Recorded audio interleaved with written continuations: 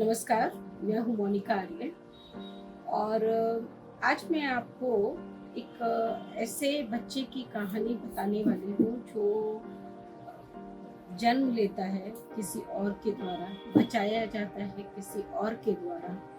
उसके बाद वो बच्चा कहीं और चला जाता है, मतलब उसे कोई और ले जाता है और बाद में उस बच्चे को सरकार अपनी सुपुर्दगी में ले लेती है। अब तलाश है उसके लिए एक अच्छे परिवार की। जी, ये घटना है बिहार के बक्सर जिले की। बक्सर जिले के धनसोई इलाके में दसई राम जी रहते हैं और वहाँ उसी क्षेत्र में घर के पास उनकी 4-5 दुकानें हैं।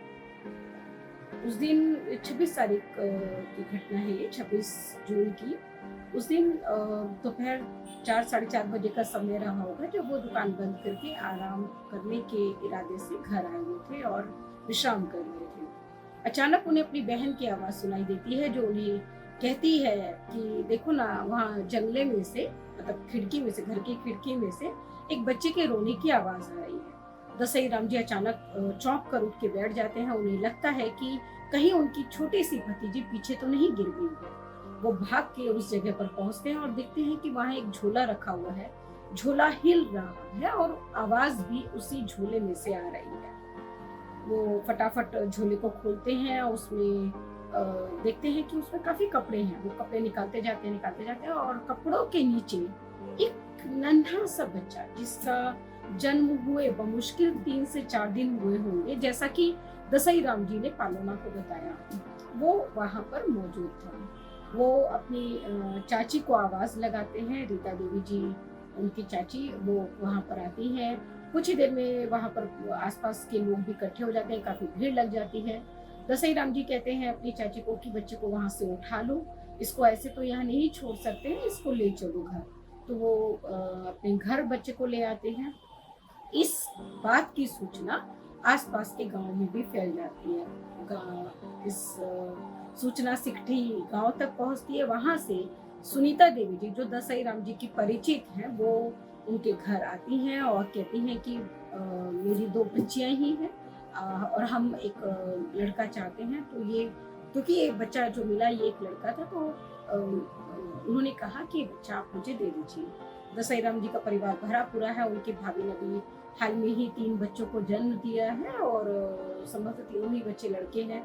तो उन्हें वैसे भी ये बच्चे की ऐसी कोई ज़रूरत नहीं थी और एडॉप्शन लॉज के बारे में भी हमारे यहाँ कॉमन मैन उतना जानता नहीं है। जैसा दसई राम जी ने हमें बताया, उन्होंने कहा कि उन्होंने थाने को भी इसके बारे में सूचित किया था, लेकिन थाने से उन्हें कहा गया कि जैसे तुम्हारी श्रद्धा हो तुम कर लो, अपने पास रखना चाहते हो अपने पास रख लो और अगर किसी को देना चाहते हो तो दे दो। तो दसई राम जी ने वो बच्चा सुनीता देवी जी को दे दिया। सुनीता देवी जी उस बच्चे को अपने पास ले गई, अपने वो पालने पोसने लगी, ऐसे जैसे कि वो बच्चा उन्हीं का हो। किस इस बीच में 5-6 दिन गुजर गए। मीडिया के माध्यम से ये जानकारी कि एक बच्चा वहाँ धनसोई इलाके में मिला है, वो बाल संरक्षण अधिकारियों को और पुलिस को भी पहुंची। तब उस बच्चे की खोजबीन शुरू हुई। चाइल्ड लाइन की टीम धनसोई इलाके में पहुंची तो मालूम हुआ कि बच्चा तो वहाँ है ही नहीं, वो तो सिकठी में है सुनीता देवी जी के पास। तब फिर टीम और पुलिस, चाइल्ड लाइन की टीम और पुलिस वहाँ सिकठी गाँव पहुंचे। सुनीता देवी जी को मनाने की कोशिशें हुई, वो बच्चे देने को तैयार नहीं थी और ये बहुत स्वाभाविक है क्योंकि इतने दिनों में काफी लगाव किसी का भी इतने छोटे से बच्चे के साथ हो सकता है, वो अपवाद नहीं थी। और जो थाना प्रभारी हैं, धनसोई थाना प्रभारी सब इंस्पेक्टर कमल नयन पांडे जी से भी पालोना ने बात की। जब वो टीम बच्चे को वहां लेने के लिए गई तो उसके बारे में वो जिक्र करते हुए काफी भावुक हो गए। उन्होंने कहा कि सुनीता जी बच्चे को देने के लिए तैयार नहीं थी और पुलिस में होने के बावजूद हम भी बहुत अजीब सा महसूस कर रहे थे। कानून का ये कर्तव्य है कि वो बच्चे को वहाँ से रिकवर करे, तो वो हमें करना ही था और हम बच्चे को लेकर आए अपने साथ और हमारे साथ साथ सुनीता देवी जी भी अपने पति के साथ थाने तक आई। हमने सुनीता देवी जी से भी बात की और उनको समझाने की कोशिश की कि बच्चे को इस तरह से नहीं लिया जा सकता है। अगर वो बच्चे को अडॉप्ट करना चाहती है, किसी भी बच्चे को, लड़के को भी मान लीजिए वो अडॉप्ट करना चाहती है, तो वो इसके लिए कारा में रजिस्ट्रेशन करवाए। खैर ये इस तरह से वो बच्चा रिकवर हुआ। उसके बाद फिर उस बच्चे को चाइल्ड लाइन बक्सर के सामने प्रस्तुत किया गया और अडॉप्शन होम भेज दिया गया। 2 महीने तक अब बच्चे के बायोलॉजिकल पेरेंट्स यानी जिन्होंने बच्चे को जन्म दिया है उनका इंतज़ार किया जाएगा। अगर इस बीच में कोई बच्चे पर क्लेम करता है, उससे रिलेटेड साक्ष्य प्रस्तुत करता है, तो बच्चा उन्हें काउंसलिंग के बाद दे दिया जाएगा, जैसा कि अभी कानून कहता है। और अगर ऐसा नहीं होता है तो 2 महीने के बाद बच्चे को अडॉप्शन के लिए लीगली फ्री कर दिया जाएगा। फिर अडॉप्शन की प्रक्रिया एक जो निश्चित प्रक्रिया है, जो सेंट्रल अडॉप्शन रिसोर्स अथॉरिटी कारा के थ्रू होती है, उसका पालन करते हुए किसी जो पहले से रजिस्टर्ड फैमिलीज है उनमें से किसी फैमिली का जिसका नंबर होगा उसको ये बच्चा गोद दे दिया जाएगा। 2 बातें महत्वपूर्ण है जानना। एक ये कि कोई भी बच्चा यदि आप पालना नहीं चाहते हैं तो आप CWC यानी चाइल्ड वेलफेयर कमेटी के सामने उस बच्चे को सौंप सकते हैं और उनके जरिए बच्चा सरकार के पास चला जाता है। बच्चे को कोई नुकसान नहीं होता है, कोई चोट नहीं लगती है, ना ही वो जानवरों और कीड़ों का शिकार होते हैं। यदि CWC के बारे में आप नहीं जानते हैं तो आप कहीं पर भी जो पालने लगे होते हैं सार्वजनिक स्थल पर, आमतौर पर ये स्वास्थ्य केंद्रों के बाहर होते हैं, तो आप वहाँ पर बच्चे को रख सकते हैं अगर बच्चे को पालने की मंशा नहीं है। तो अगर सबसे बेहतर तो यही होता है कि सेफ सरेंडर पॉलिसी का लाभ लिया जाए, उसमें बच्चा सौंपने वाले की जानकारी पूरी तरह से गोपनीय रखी जाती है। वैसा ना हो तो पालने में रख सकते हैं। अगर पालने के बारे में भी कोई जानकारी ना हो तो अपने जिले के कोई भी निकटवर्ती अस्पताल में बच्चे को सुरक्षित छोड़ सकते हैं। अस्पताल में छोड़ते भी ये ध्यान रखें कि बच्चे को टॉयलेट में, कैंपस में, फर्श पे या कहीं भी ऐसे बाउंड्री वगैरह पर ना छोड़ें, ये उसके लिए हानिकारक हो सकता है, उसके लिए जानलेवा साबित हो सकता है। बच्चे को जब भी छोड़ना हो तो बेड पर ऐसी जगह छोड़े जहां वो आसानी से किसी भी नजर में आ जाए। जैसे कि इस पर्टिकुलर मामले को अगर हम देखते हैं तो हमें लगता है कि दसई राम जी के घर के नजदीक जो स्थल का चयन किया गया है वो भी बहुत समझदारी पूर्वक किया गया है और निश्चित ही बच्चे को वहाँ छोड़ने वाला आसपास का ही कोई रहा होगा। वो जरूर जानते होंगे कि उनका घर नजदीक है, जंगला मतलब घर की खिड़की वहाँ एकदम सामने है और अगर बच्चा थोड़ी सी भी आवाज करेगा तो उन तक पहुंच जाएगी। उन्होंने बेशक बहुत समझदारी का परिचय दिया है बच्चे को वहाँ छोड़कर, इसलिए जैसे ही बच्चे को वहाँ छोड़ा गया होगा, जितना हमारी स्टडी अभी तक हमारी रिसर्च कहती है कि उसके कुछ ही देर के अंदर अंदर दसई राम जी और उनके परिवार को इस बच्चे के बारे में पता चल गया। लेकिन अगर ऐसा ना हो पाता तो ये बच्चे के लिए बहुत नुकसानदायक हो सकता था, पहली चीज। दूसरी बात ये है कि इस तरह से छोड़ने के बाद भी हो सकता था कि दसई जी या उनकी फैमिली के वहां पहुंचने से पहले चींटियां बच्चे को लग जाती, चींटियां बच्चे को नुकसान पहुंचा देती, उसको काटने लगती। तो एक छोटी सी भी चींटी अगर हमें लग जाती है तो कितना हमें दर्द होता है, हमें काट लेती है। तो सोचिए जब बहुत सारी असंख्य चींटियां किसी बच्चे के शरीर पर लगती हैं तो कितना पेनफुल होता होगा। इसलिए प्लीज आप कुछ भी ऐसा ना करें, बच्चे को कभी भी झाड़ियों में या सड़क पर ऐसे ना छोड़ें।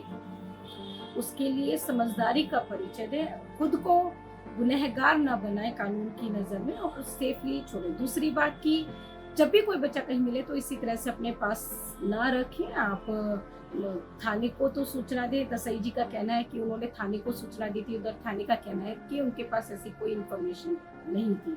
खैर जो भी रहा हो, लेकिन इसका जरूर ध्यान रखा जाना चाहिए कि अगर कोई बच्चा कहीं मिलता है तो सबसे पहले उसको मेडिकल केयर मिले। जो भी निकटवर्ती थाना है, अस्पताल है, स्वास्थ्य केंद्र, जो कुछ भी है, वहां ले जाकर बच्चे को एडमिट करवाना है और फिर अपने थाने को, पुलिस थाने को इन्फॉर्म करना है। चाइल्ड लाइन को 1098 पर सूचना देनी है कि वहां पर कोई शिशु मिला है। ये 2 काम करके आप बच्चों का जीवन संरक्षित करने में अपना महत्वपूर्ण योगदान दे सकते हैं। एक बात, अब एक अनुरोध मैं अपने लिए भी करना चाहूँगी। अगर आपको लगता है कि हम बच्चों से संबंधित ये जो दायित्व है ये अच्छे से निभा रहे हैं, हम कोशिश कर रहे हैं पूरी ईमानदारी से कि इन बच्चों का जीवन बचाने के लिए कोई सार्थक योगदान दे सके, अगर आप हम पर विश्वास करते हैं, अगर आपको लगता है कि इस तरह की चीज़ें, इस तरह की घटनाएं रुकनी चाहिए, ये क्रूरता बच्चों के साथ बंद होनी चाहिए, तो प्लीज़ हमें सपोर्ट कीजिए। हमारे इस कंटेंट को, हमारे चैनल को आप लाइक कीजिए, सब्सक्राइब कीजिए, इसको शेयर कीजिए।